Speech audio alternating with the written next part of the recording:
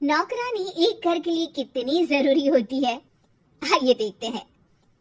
अरे बहू, ये देख, सारा साबुन बर्तन में रह गया। ये नौकरानी कोई काम नहीं करती, गंदा काम करके चली जाती है और ढेर सारा पैसा ले जाती है। अरे मम्मी जी, उसने तो साफ किया ही था।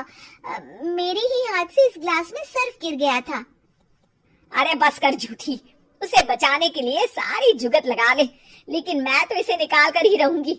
हमारे जमाने में ना कोई नौकरानी थी और ना ही ये चिकने बर्तन। चूल्हे के जले बर्तनों को राख रगड़ कर साफ किया करती थी मैं। अरे माँ जी, मैं कहाँ बचा रही हूँ उसे।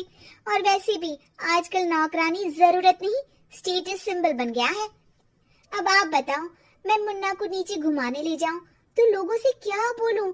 झाड़ू पोछा खुद लगा रही हूँ। लोग सीधा यही पूछते हैं कि कौन सी नौकरानी काम कर रही है तेरे घर पर।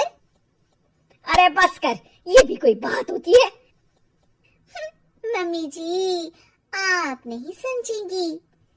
शाम को नौकरानी घर आकर काम कर ही रही होती है कि सास को कहती है, माँ जी एक बात बोलूं, बुरा न मानना। अरे वैसे तो मुझे तेरी शक्ल ही पसंद नहीं है, बात क्या खाक पसंद आएगी। अरे माँ जी, सुन तो लीजिए क्या कह रही है। तो मैंने कौन सा उसका मुंह पकड़ लिया है? अरे माँ जी, वो लाल साड़ी पहनती हो ना, ना पहना करो। सास का गुस्सा अब तो 7वें आसमान पर होता है। अरे वाह जी वाह, क्यों ना पहना करूं? और तू होती कौन है ये बताने वाली कि मैं क्या पहनूं क्या ना पहनूं? अरे माँ जी, पूरी बात तो सुन लो, वो बोलना क्या चाह रही है। अरे बुरा न मानो आंटी जी। अरे कौन है आंटी? अपनी उम्र देखी है तूने? 2-4 साल ही छोटी होगी मुझसे और मुझे आंटी बोल रही है। बहू सर पर हाथ रख लेती है। अरे अच्छी खासी उम्र दराज हो और आंटी ना बोलूं?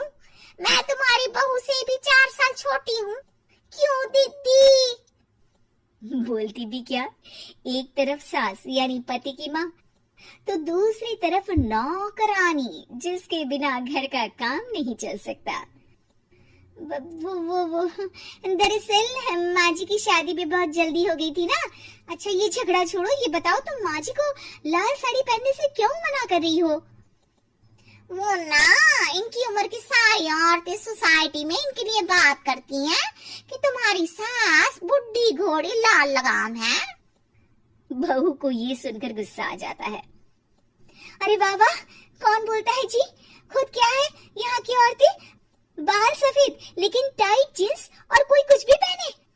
अरे पहनना हमारा निजी हक है, किसी को कुछ हक नहीं बनता कि वो मेरी सास के लिए कुछ बोले। मैं आज ही जाकर माँ जी के लिए लाल जींस लेकर आऊंगी, फिर देखो कोई क्या बोलता है। अरे चुप लाल जींस।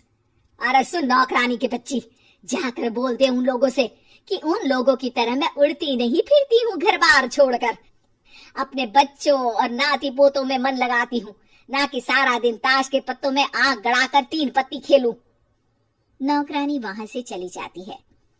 वैसे बहू, नौकरानी के क्या फायदे हैं ये तो पता नहीं, लेकिन सबसे अच्छा तो ये कि पता चल जाता है कि कौन किसके लिए क्या बोल रहा है।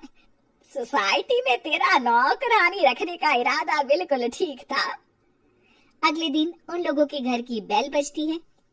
बहू दरवाजा खोलती है कि सामने कुछ औरतें खड़ी होती हैं। अरे बहू, कहाँ है तेरी सास? बुला जरा। अरे बहन जी, आप सारी एक साथ आइए आइए, कैसे आना हुआ? अरे 3 पत्ते खेलने आई हैं, क्यों खेलोगी? क्यों नहीं, वैसे भी बड़े दिन हो गए, एंटरटेनमेंट हुआ नहीं। बहू जा जाकर पकोड़े तो बना ला। अरे बस करिए, आगे कुछ पीछे कुछ। वैसे तो कहती है कि परिवार पर ध्यान देती है, हमारी तरह 3 पत्तियां नहीं खेलती। हमने कौन सा परिवार छोड़ दिया? सास सक पका जाती है। अब ये किसने कहा? मैं तो कहती हूँ कि मैं भी थोड़ा बाहर निकलूं। आपने ही तो कमला नौकरानी से ये सारी बात की थी। सास और बहू को अब सारी कहानी समझ आ जाती है कि सोसाइटी की औरतें क्यों भड़क रही हैं।